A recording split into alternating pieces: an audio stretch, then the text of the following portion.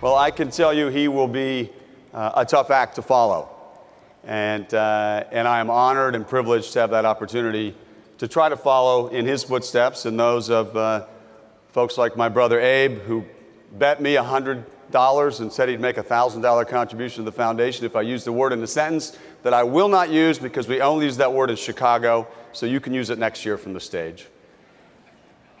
And Arlene, and Joe, and Peter, and Susan Neely, so many executives who've come before me as chairman of this board, my friends Red Cavaney and Tom Kuhn, trade association giants, all of them and all of you who look at ASAE as an organization that serves you, that serves this community, that has value, that has meaning, and it's one in which you're willing to make a commitment and devote your time and your efforts. And it seems to me that it was time for me to step up and make a commitment as well and be part of this organization. And I'm truly humbled to have the opportunity to give back to a profession and an industry that has created so many opportunities for me, for my family, so many blessings that when I started this journey, I could have never predicted. Now, I had this great speech that I was going to give. And I say it was great because I didn't write most of it. And my team and the ASAE team put together this fabulous set of remarks that I was going to deliver. And I had planned to deliver them, and I was all set. And we even worked on them yesterday afternoon, and we talked about it. And, you know, if I had delivered that speech, I was going to talk about my view of the three characteristics of successful organizations: trade associations, professional societies, foundations. And to be exceptional, you really need to do three things, I think, in this day and age. You need to tell stories effectively. You need to take responsible and reasonable risks. And you need to think about the future. And if you do those things, you'll be successful and you'll help your members. And I plan to give examples of ways in which my association, the National Retail Federation, does those three things. Telling the story of the retail industry at a time when many people think, for some reason, retail is dying. It's not dying, it's changing and transforming and growing, just like all of our own industries and our own organizations. And we were going to talk about risk-taking and the risk that we took at NRF when we walked away from a highly successful, highly profitable trade show that had delivered great benefits for our membership for many, many years. But we felt that if we didn't disrupt ourselves, someone else would come along and disrupt us. So we changed it. We took a big risk, and you know, risks are hard. And then we think about the future, and in particular, as the industry that represents more Americans in the United States than any other, we felt an obligation to be helping develop the workforce and the talent that we need for the next generation of success. So earlier this year, we launched a program called Rise Up, which is a skills and credentialing program that will ultimately touch hundreds of thousands, probably millions of lives. And I was going to talk about those three things, but I won't. And I was going to compare them to ways in which ASAE demonstrates the same leadership, the same storytelling, risk-taking, future learning, telling stories through all of us and through meetings like this one, conferences and programs, but especially through programs like The Power of A, where we can reach out and help policymakers and elected leaders and members of the media, the public at large, see and understand and feel the impact of the association community, the way we lift communities, the way we change lives, help them understand the power of A. That's a great way to tell a story.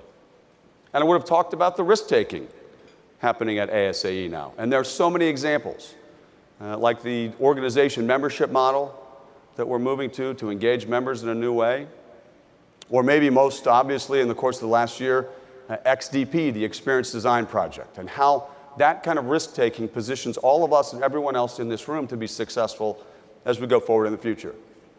And then the storytelling that ASAE does, and takes that storytelling and takes that risk-taking and thinks about the future.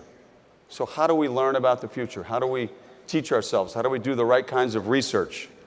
How do we think about foresight and other programs that are going to prepare all of us for success when we go into that future together? Now, I was going to talk about those things too, but I realized John has already talked about all that, and he talks about it much more effectively than I do. And if you wanted to know more about NRF, you would go to our website, or I could charge you to become a member, or I would charge you to get a registration fee for a meeting, which I won't do because I'd be happy to talk to anyone anytime about anything we do. But I thought about that as my speech. And then the tragic events in Charlottesville happened on Saturday. And I went to a breakfast, the Delp Scholars Breakfast, on Sunday, which truly moved me. And I came to the opening general session and listened to our first keynote.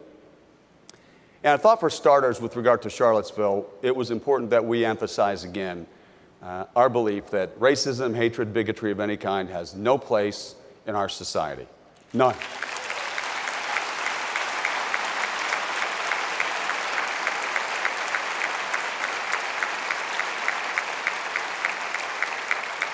And I think it's important to say that because it is not only completely inconsistent with the ideals of our home country, many of our home country, and this country as well, but it's also completely inconsistent with the values of the association community and everything that we stand for.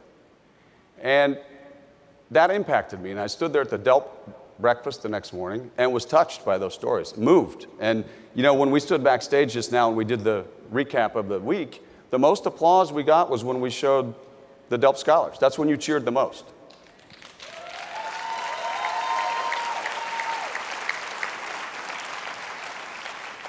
And then I listened to our opening session and our first speaker, our keynote. And Abe and I, picking up my brother again, sat next to each other at lunch just now, and we were talking about the opening keynote. And one of the things that struck me at the opening keynote was the story that Nilüfer told when she said she was at a cocktail party and she introduced herself as nobody. And how meaningful it is the way in which we think of ourselves and introduce ourselves. And I introduced myself the other night to someone and said, I'm an association guy. And that's true. That's partly who I am. And I thought, you know, the storytelling, the risk-taking, the future learning, those are things about where we work, what we do, what our titles are. They're not really about who we are. And so I thought it was more important that you understood a little bit about who I was and why I feel connected to this community. So I thought I would riff a little bit on the opening keynote and just tell you three things. Number one, I love associations. It's all I've ever known. It's all I've ever done. When I got out of graduate school, law school, I went straight into an association. And I accepted and then rescinded a job at a law firm in 1988 to go make $65,000 a year, which is a lot of money today and was even more money in 1988. And I walked away from that to make $22,000 a year to work at a trade association in Columbus, Ohio. And it was the best professional decision I ever made in my life. Absolutely. And it changed my career, and it changed my life. So I love associations. I've worked at 3. This is all I know. It's all I've done. I truly believe in the power of A.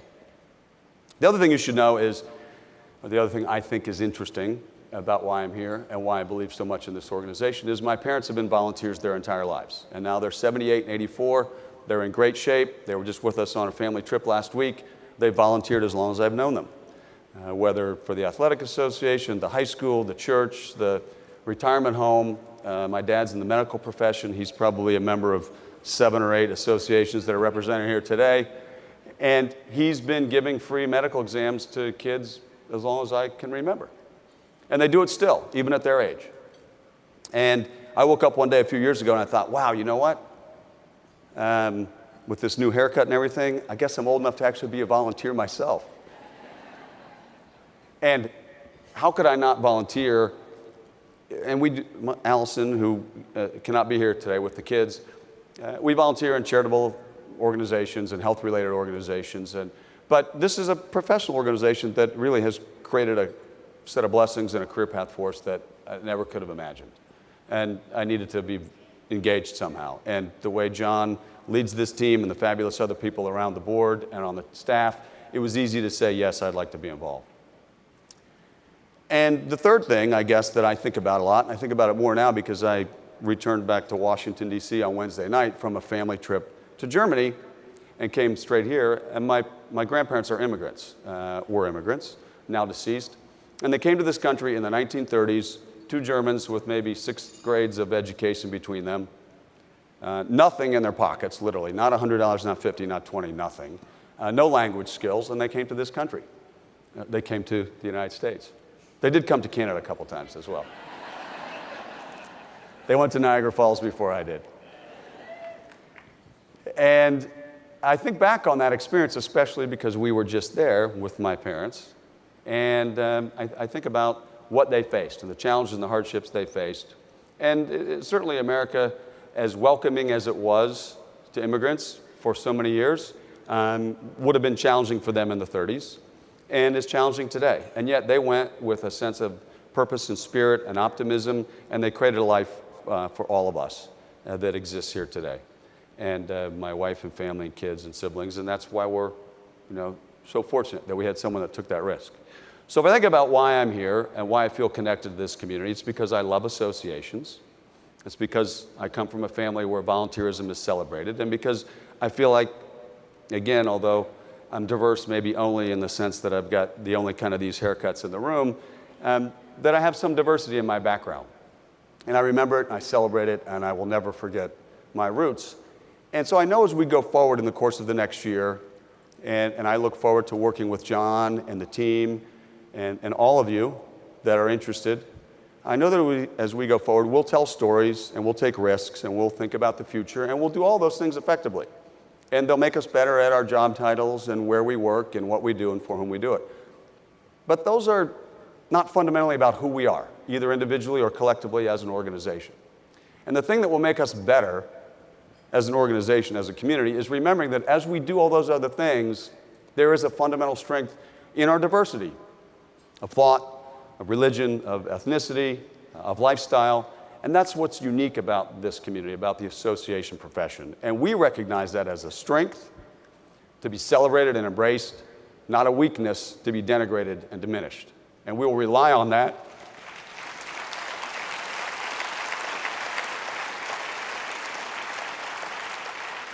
And we will rely on that strength as we go forward in the coming year. And John will continue to do the great job he does. He has done an outstanding job with his entire team this week, as has the city of Toronto. And I know Chicago will be another fabulous experience, and I hope I see you before then. Thank you.